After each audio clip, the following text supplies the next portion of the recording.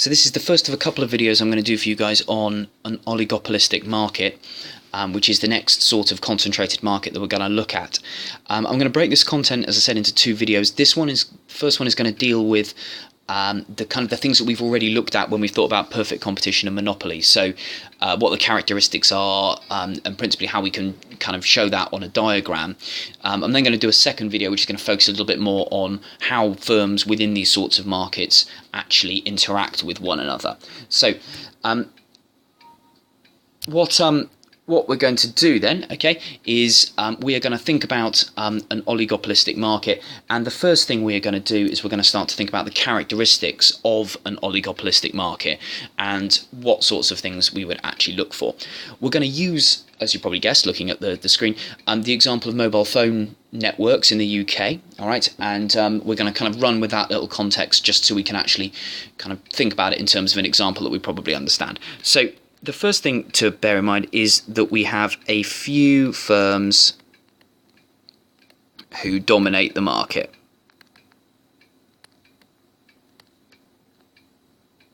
All right. That means that we are going to have a high concentration ratio. Okay, and if you remember, this concentration ratio is the percentage of the market held by the major firms. So in a monopoly, the concentration ratio is 100%, because obviously there is only one firm in a pure monopoly that holds the entire market. Now, in our mobile phone market, that's not the case. No single firm dominates, but the major networks do between them have a very, very large chunk of the market. So in terms of the revenues, we've got a little bit of data which suggests that the EE, Everything Everywhere, which was formed when T-Mobile and Orange joined forces, so these are now one company, they now have 33% of the market, and O2 and Vodafone are pretty much a dead heat at about 26% of the market each, and after that we have three who have 12% of the market, and they are the kind of the key players. The other ones that are shown there are much smaller percentages, so all of the other ones are below 5%. But basically, what that means is that we've got 52. 90, so we've got kind of more than 95% of the market being held by those companies. Okay, so that would give us a 4-firm concentration ratio here of what are we talking about here? 97%. Okay, so a 4-firm concentration ratio of 97% in this market. What else would we look for in an oligopolistic market? Well, we would look for high barriers to entry. Okay, it's going to be unlikely for the market to be dominated by a small amount of firms like that if they can't prevent other firms entering. So we think that there must be quite high barriers to entry. Okay, another thing that we would expect to see a great deal of in an oligopoly is what we call non-price competition. Okay, non-price competition being businesses competing with each other on something other than purely the price.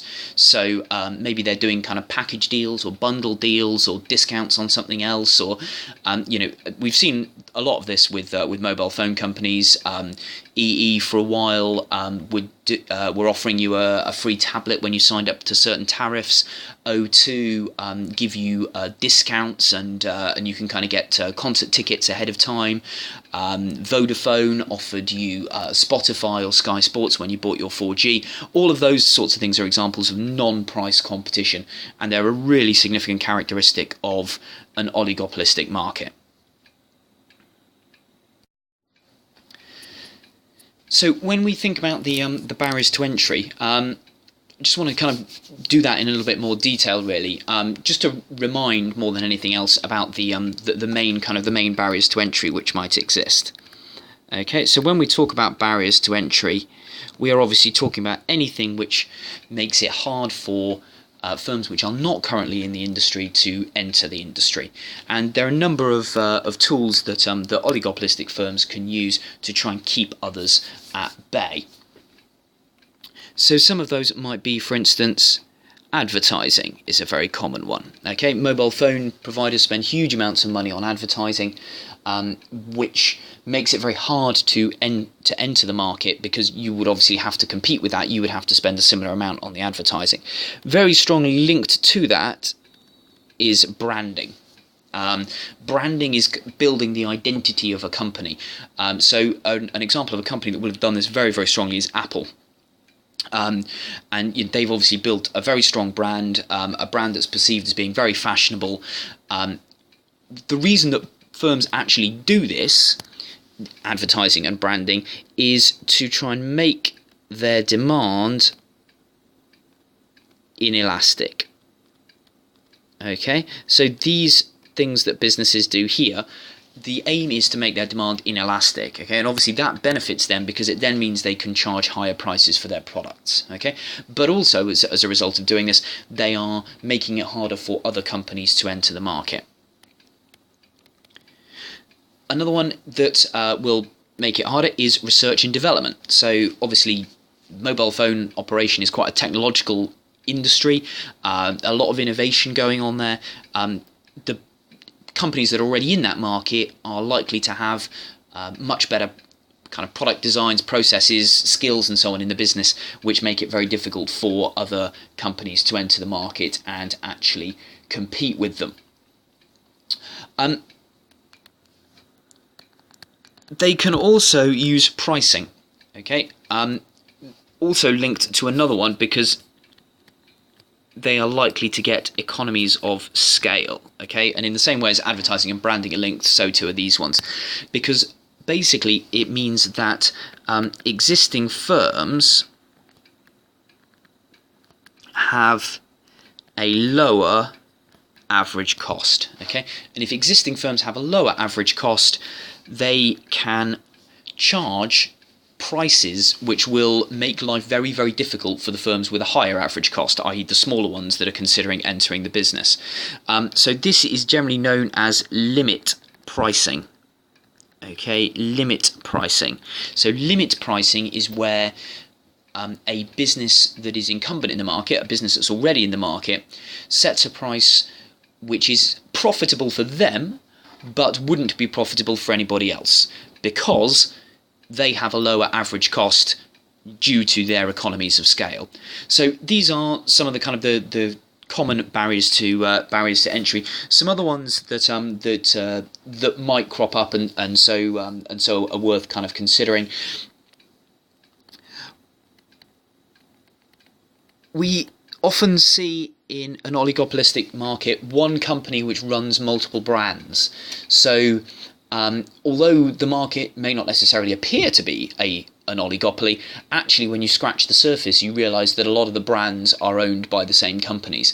So not so much in mobile phones, but particularly in, for instance, the car industry, you have a few very major car brands who own a lot of others. So for instance, Volkswagen own the Skoda brand, BMW own the Mini brand, and those sorts of things. So it's quite common in oligopolies to find one company having multiple brands. Again, that acts as a barrier to entry because it again kind of strengthens that one company. So those are the kind of the main forms of barrier to entry which are likely to prevent entry by another firm.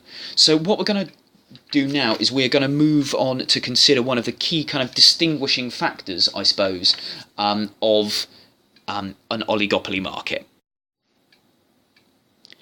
So the main thing that that we need to think about here is the fact that because there are such a small amount of firms operating in this market, that we can say that they are interdependent.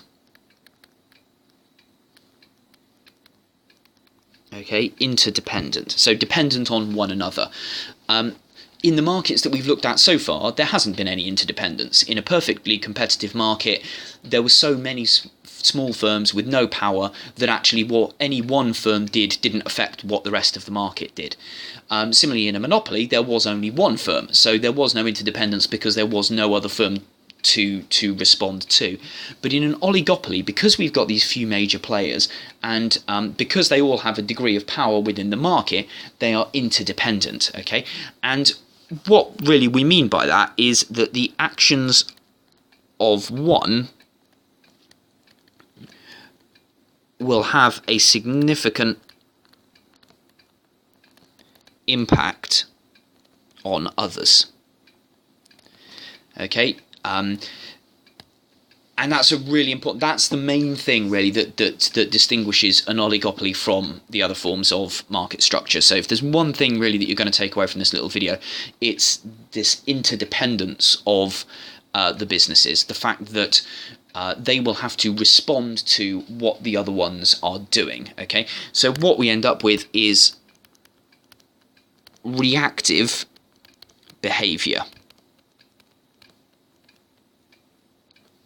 Okay, so the businesses react to the actions of other businesses within their market, and that has a really important implication as far as how we draw this market on a diagram. So when we're drawing the oligopoly diagram, we can start off with exactly the same axes as we have for the other market structures. So we have costs and revenue on the vertical and quantity on the horizontal, okay? And let's just imagine for a moment that we have a situation where the current market price for our product is P. So in our oligopoly, there is a current market price P, okay? And what that means is that a certain amount of this product Q will be being sold by this firm, by this one firm, okay? Remember, this is a firm diagram, okay? It's not a market diagram because it's not going to have the supply and demand curves on it as we have seen before. So let's just think about what's going on in this market. So the current market price is P, okay? Now, what's going to happen if what this firm, the one that we're talking about here, tries to increase their price? Well, we know that the businesses in this industry are selling broadly similar products. They're not identical, but they're similar. So if one company increases their price, then what's likely to happen? Well, more likely than not, they are going to start to push their customers towards their competitors who presumably haven't increased their price. And what that means is that a small increase in the price could actually lead to quite a large fall in the amount of the product being sold. Now, this relationship between demand and price is something that we saw in Unit 1, and it's price elasticity of demand. So if I've got a small increase in price, which leads to a significant reduction in quantity. Okay, so an increase in price from P to P1 means that this firm only sells Q1 rather than Q. That means that it has its demand curve, the demand curve for the firm, its average revenue curve, is elastic up at this end. So it has an elastic curve up there. Let's think about it the other way though. What happens if we reduce our price? Well, if we reduce our price, then we are going to start to attract customers from our competitors, which is great. But remember that there is interdependence in this market, and our competitors are going to respond to what we have done. And if we think about it logically, what are they going to do? They are then going to reduce their price as well in order to match ours. Okay, so we see this a lot with supermarkets and petrol, that one of them will reduce their price, and that will get a lot of publicity, but then very, very quickly, all of the competing firms reduce their price. So what actually does that mean? Well, it means that we can have quite a substantial fall in price if we wanted to, okay, down to P2, okay, but that actually, once our competitors have also reduced their price, which is almost certain to happen given the interdependence, the increase in quantity that we are actually going to sell is not going to be very great. It's going to be from Q to Q2. So what that means is that our demand curve, our average revenue curve, is going to be very inelastic down here because the change in price is going to yield very small change in quantity. So what we have here is that this is the demand curve, the average revenue curve for the business, and we can see that around the existing market price, okay, and remember the existing market price is P, okay, so the existing market price is P, which yields quantity of Q, okay. Now, the firm here could increase their price to P, and that might benefit them a little bit. Obviously, it would mean that all of the customers that remained with them would be paying more money. But the result would be that a lot of customers would move to competing firms. So the amount being demanded from our firm here would fall. So if we use our kind of mobile phone example, so let's say, you know, the market price for a particular kind of amount, a particular bundle is £30 per month. Okay, now O2, for instance, could decide that they are going to increase the price of their bundle to, let's say, £35. Okay, now, you know, they may well decide to do that. They may decide to increase their price to £35, but obviously the result of that is going to be that a lot of their customers are going to start to go to Vodafone or to EE, who still charge £30. So what will happen is O2 will lose a really significant portion of their market, and that's actually going to end up damaging them. If we think about the amount of revenue that they gain and lose as a result of this, what's the amount of revenue that they gain? Well, it's that little area up here. Okay, but what is the amount of revenue that they lose? Well, that's this big area over here. Okay, so that wouldn't make any sense. There's no reason for O2 to actually do that. Okay, oh, beg your pardon, actually, it would also include this area down here. So they would lose that entire red shaded area and only gain the very small green shaded area at the top. So they wouldn't do that. It makes no logical sense. So let's think about what would happen. Well, what if they were to slash the price in half? You know, they were to make their bundle £15. Well, that would boost their sales, I'm sure, but how would Vodafone and EE respond? Well, they would probably do the same thing. So we would end up with a situation where there's a massive reduction in the amount that that O2 is making, okay, and they would lose, in this case, all of this shaded rectangle on the top here. Let me shade that the other way so we can see that a little bit more effectively. So they would lose the cross-hatched amount of revenue as a result of the fact that that they were kind of getting a lower price for each unit that they sell, and they would gain, but they would only gain this small area of green over here. And again, it makes no sense for them to do that. If we look at the kind of the area that I have crosshatched green, it's far smaller than the area that's crosshatched red. So what we end up with is a situation where the price in an oligopolistic market will tend to stabilize at P, because to move away from P means that that firm is likely to reduce its overall amount of revenue, and that's obviously not a very sensible business decision. So because the price tends to end up sticking at P, firms have to find some way of competing that doesn't involve the price, and that's why we see very significant amounts of non-price competition. So what sorts of things are we likely to see? How are firms likely to try and encourage you to buy more without changing their price? Well, we tend to see lots of in-store marketing, okay, particularly trying to encourage you to impulse buy, so kind of accessories or add-ons or little things, the sorts of things that you didn't necessarily go into the shop looking for. We may well see things like loyalty cards, okay, or similar sorts of loyalty schemes. Again, to kind of encourage a greater range of, or a greater amount, I suppose, of brand loyalty. They may well offer higher quality in some way or another. They may offer bundles and discounts on other products, as we mentioned before, things like the Spotify with Vodafone and so on, things like that. So there are all these sorts of things that that the firms may try and do so that they can compete with one another in something other than the price. Okay, and I'm going to stop there for the moment. Those are the kind of the key things. So if you can understand those key aspects, then I think. So just to sum up. When we are talking about our oligopoly market, okay, there are a few kind of key things that we need to remember, okay? The first is the prevalence of barriers to entry. Okay, so an oligopolistic market involves significant barriers to entry.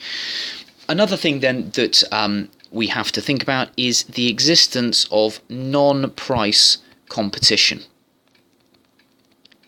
Okay, so businesses competing with one another by using methods other than price competition. I suppose the single key thing from today, okay, so we'll box it out like that, is understanding this idea of interdependence, that the actions of one firm will trigger a response from other firms in a way which we don't see in other markets. And finally, the diagram, okay, which shows the kinked demand curve. Okay, so when we have our costs and revenues there and our quantity here, the demand curve for an oligopolistic market is kinked. Okay, and it kinks around the current market price. Okay, and that leads to price stability in the market. Okay, and again, all of these things, when you talk about them in your answers and when you think about an oligopoly, all of these things are interrelated. Okay, so the barriers to entry is what maintains the small amount of firms in the market, which is what leads to the interdependence. The interdependence is what causes the kinked demand curve, because it's how one business and responds to the actions of another business.